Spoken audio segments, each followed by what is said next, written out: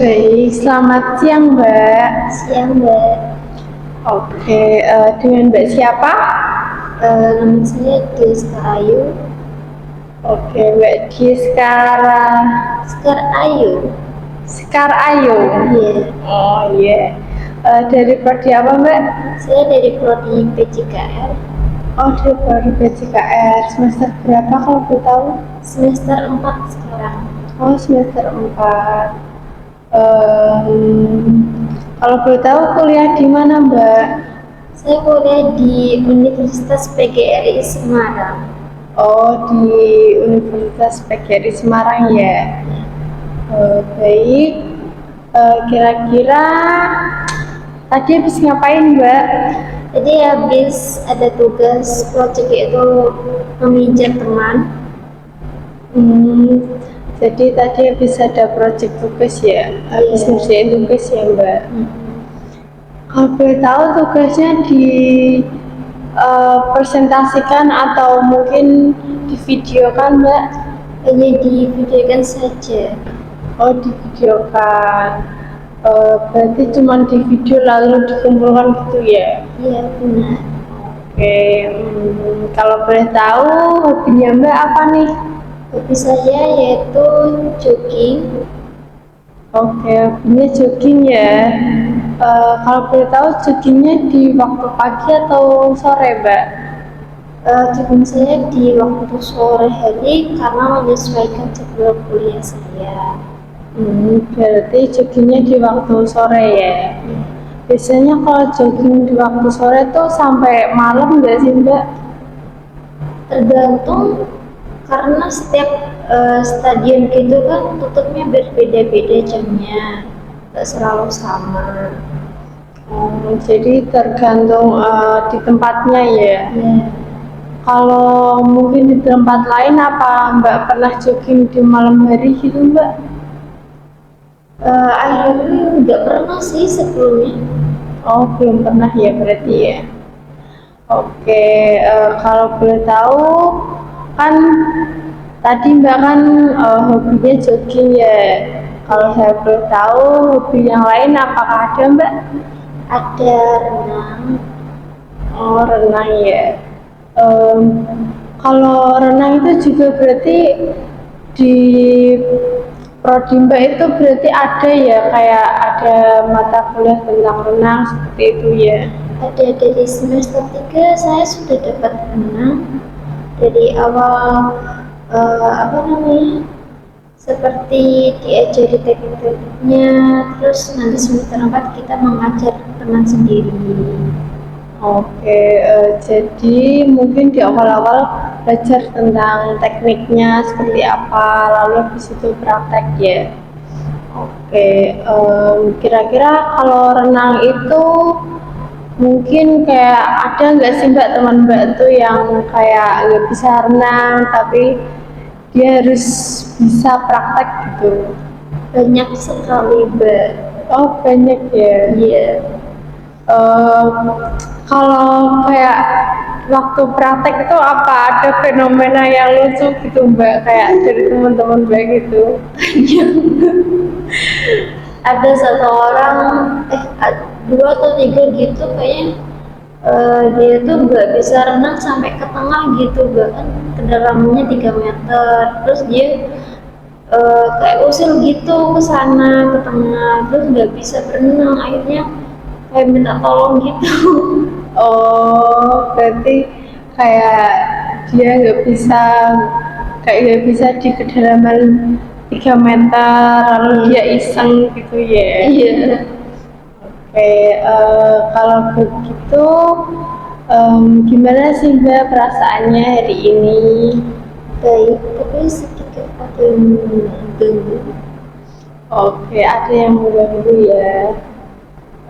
Baik, sebelumnya saya mau tanya apakah Mbak pernah melakukan proses konseling? Belum sama sekali. Oh, belum ya. Baik, di sini saya akan menjelaskan sedikit tentang proses konseling ya. Jadi di proses konseling ini nantinya di mana saya sebagai konselor itu orang yang memimpin jalannya konseling. Lalu Mbak sebagai konseli, di mana konseli itu Mbak bisa Mbak orang yang suka rela untuk menceritakan apa yang sedang Mbak rasakan. Lalu Mbak mungkin yang kayak masalah Mbak yang membuat Mbak terganggu seperti itu ya. Baik, di proses konseling ini kita ada kontrak waktu nih Mbak. Kira-kira Mbak membutuhkan waktu berapa menit? 30 menit sudah cukup bagi saya. Oke, 30 menit menurut Mbak sudah cukup ya. Ya, Baik, kalau memang sudah cukup, mungkin di tadi Mbak yang disampaikan tadi kan perasaannya ada sedikit terganggu. Kalau boleh tahu apa yang membuat Mbak merasa terganggu untuk perasaan Mbak itu? eh, saya sudah berbicara kepada orang yang belum dikenal ya Mbak, yang pertama. Oke, jadi Mbak merasa sulit berbicara ya dengan orang yang baru dikenal ya. Baik, saya juga ingin memberitahu Mbak nih kalau di konseling ini tuh Mbak tenang aja, Mbak nggak usah khawatir. Mungkin Mbak bisa menceritakan apa aja yang Mbak sedang rasakan ini kepada saya, karena saya akan merahasiakan cerita Mbak ini dari siapapun. Jadi hanya saya dan Mbak aja yang tahu. Lalu di proses konseling ini saya harap Mbak merasa tidak tertekan ya. Mbak datang kemari itu karena emang Mbak ingin menceritakan kepada saya, Mbak tidak dipaksa oleh orang lain seperti itu ya. Oke, baik. Gimana Mbak? Apakah sudah sedikit merasa nyaman? Alhamdulillah sudah. Oke, baik. Nanti jika kalau emang di perjalanan proses konseling ini Mbak merasa kayak kurang nyaman, nanti kita perlahan-lahan untuk membuat suasana ini menjadi lebih nyaman juga. Baik, tadi kembali lagi ke tadi ya Mbak, kira-kira ada gangguan apa sih Mbak yang mengganggu ke perasaan Mbak itu? Kalau dari saya itu, saya terpuruk dari kejadian masa lalu. Dari saya tingkat apa ya, lulus SD terus lanjut ke SMP. Nah itu tuh ibu saya jatuh dari pohon, terus sakit 1 bulan, terus habis itu tuh udah mau sembuh, terus meninggal itu karena penyakit dalam. Nah setelah itu saya tuh di tahun berapa gitu kakak saya juga meninggal dunia karena tabrak lari. Oke, baik. Kalau emang itu yang mengganggu pikiran Mbak, kalau boleh tahu di bagian mana Mbak merasa terganggu sama pikiran itu?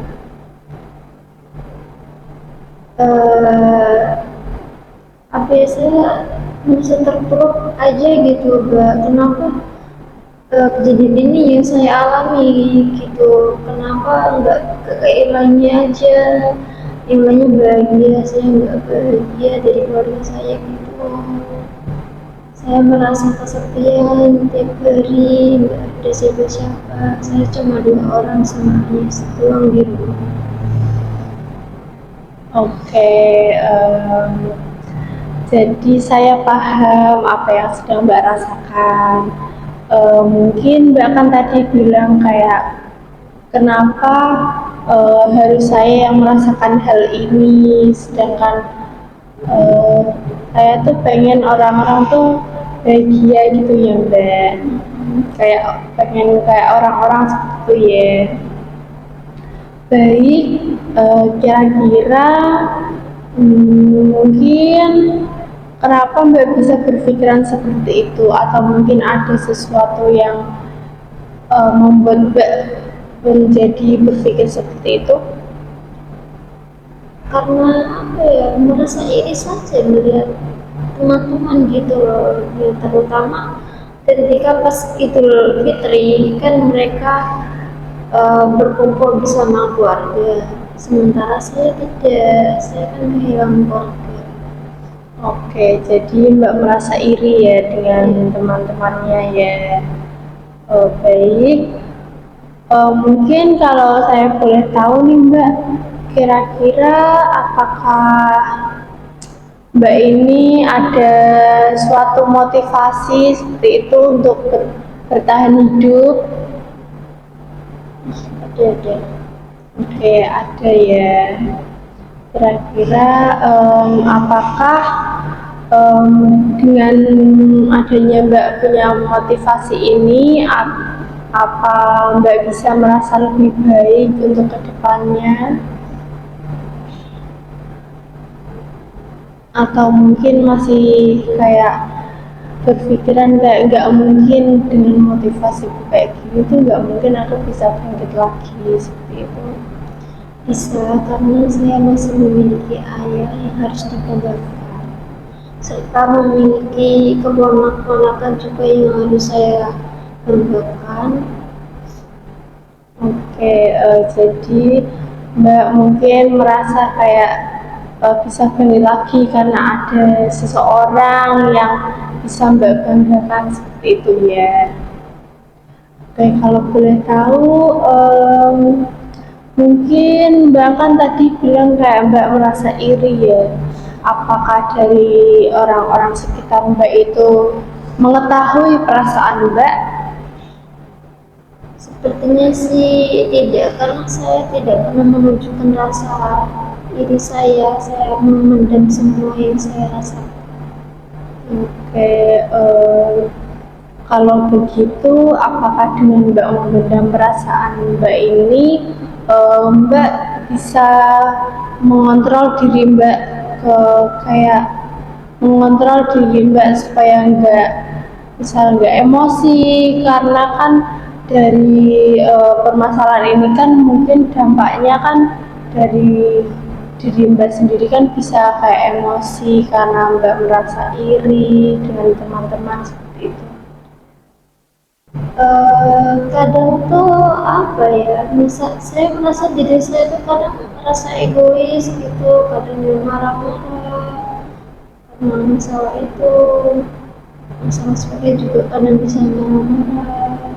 Oke, jadi dengan masalah itu Mbak merasa kayak Mbak menjadi lebih egois, Mbak sering marah-marah gitu ya. Baik, mungkin kalau ketika di waktu yang datang, mungkin karena ada kayak suatu kebahagiaan dari diri Mbak, apakah Mbak akan mengungkit masalah itu lagi, atau mungkin Mbak fokus ke masa depan? Bagi saya sih harus fokus ke masa depan, karena di masa lalu kan sudah waktunya buat dilupakan, gak seterusnya Oke, baik, kalau begitu, kalau saya boleh tahu nih, apakah dengan masalah ini Mbak merasa terganggu atau Mbak berdampak di perkuliahan Mbak seperti itu?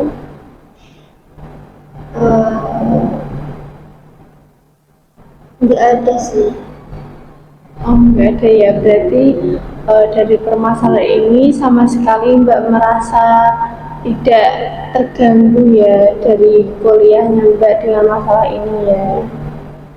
Baik, apakah Mbak mungkin merasa kayak nggak enak atau mungkin merasa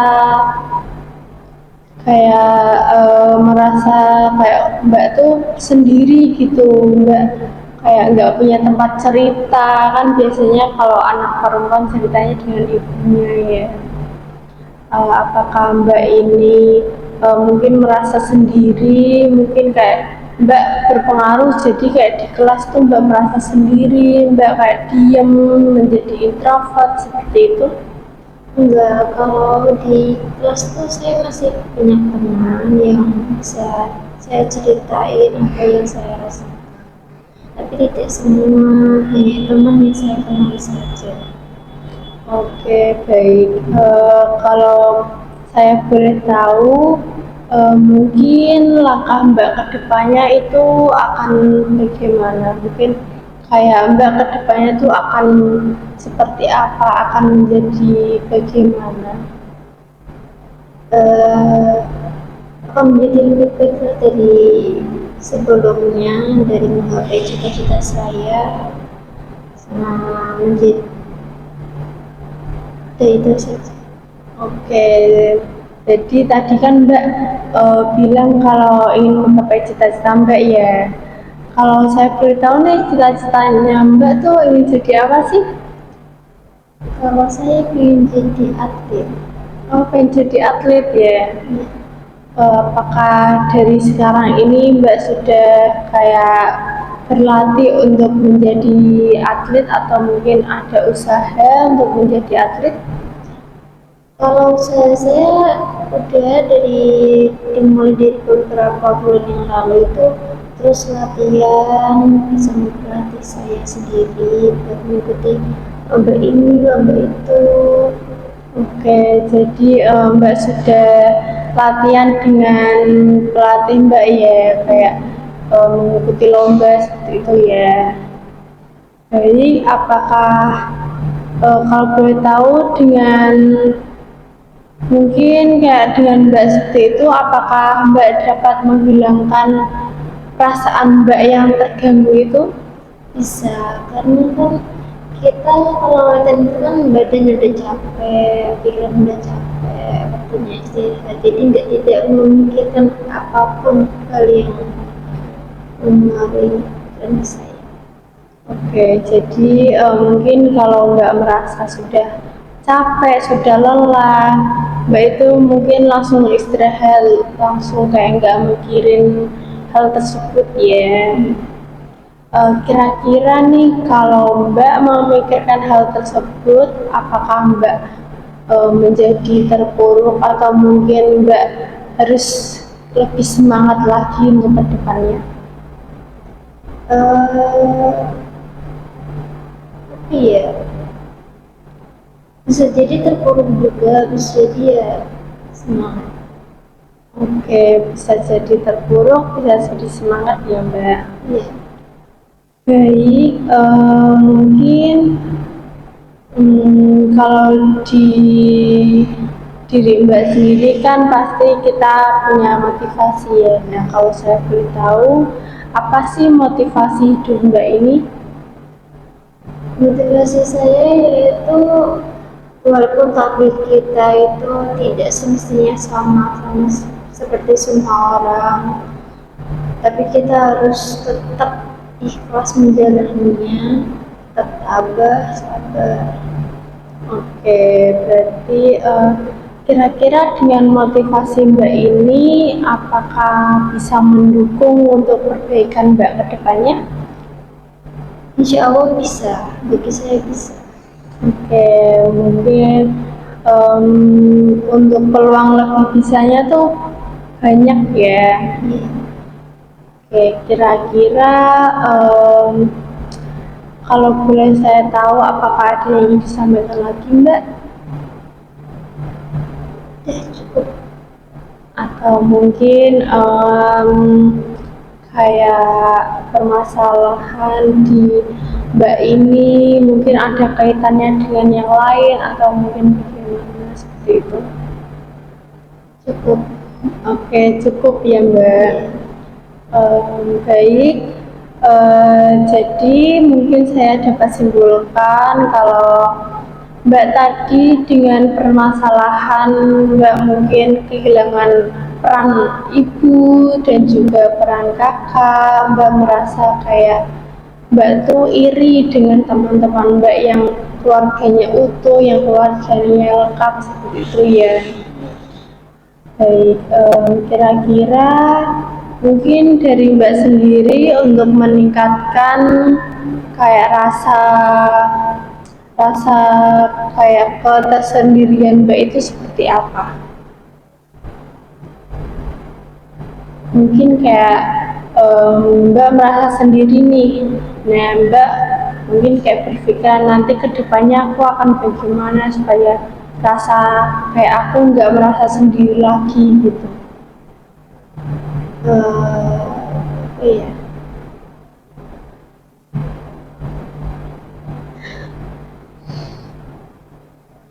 pikir saya.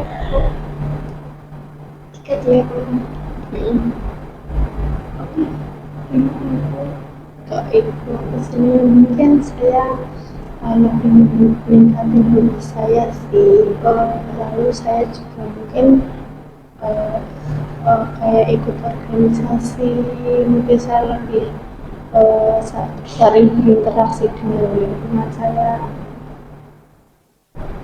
mungkin dari saya itu meningkatkan hobi saya, bisa juga saya mengikuti organisasi yang ada di lingkungan kampus. Oke, jadi dengan Mbak melakukan kegiatan tersebut, Mbak mungkin bisa merasa kayak lebih baik lagi, nggak merasa sendiri seperti itu ya. Baik, apakah sudah cukup Mbak atau mungkin ada yang ingin disampaikan? Sudah cukup.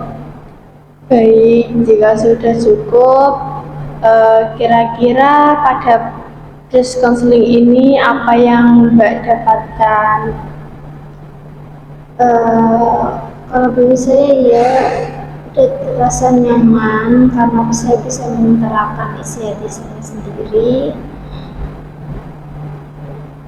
Baik, jadi Mbak merasa nyaman ya karena Mbak bisa menceritakan apa yang sedang mengganggu pikiran Mbak seperti itu ya. Baik, kira-kira nih apakah kita perlu melakukan proses konseling lagi ke depannya Mbak? Bisa kalau saya sedang merasa banyak pikiran gitu. Oke, jadi kita nanti kedepannya akan melakukan proses konseling ini ya di pertemuan berikutnya. Mungkin membahas tentang yang Mbak rasakan, mungkin keluhan Mbak, mungkin apa yang Mbak rasakan saat itu seperti itu ya. Ya, Baik, kira-kira perasaan Mbak sekarang bagaimana? sudah lebih mendingan, tenang, nyaman, dan tidak grogi. Oke, berarti perasaan Mbak setelah melakukan proses konseling ini Mbak sudah merasa nyaman, Mbak sudah merasakan tenang, tidak grogi seperti itu ya. Baik, terima kasih ya Mbak sudah berkenan hadir atau berkenan mengunjungi saya untuk melakukan proses konseling ini. Mungkin apabila ada salah dari ucapan saya atau mungkin perkataan saya ini menyinggung hati Mbak, mungkin saya minta maaf ya Mbak. Baik, terima kasih ya Mbak. Sama-sama.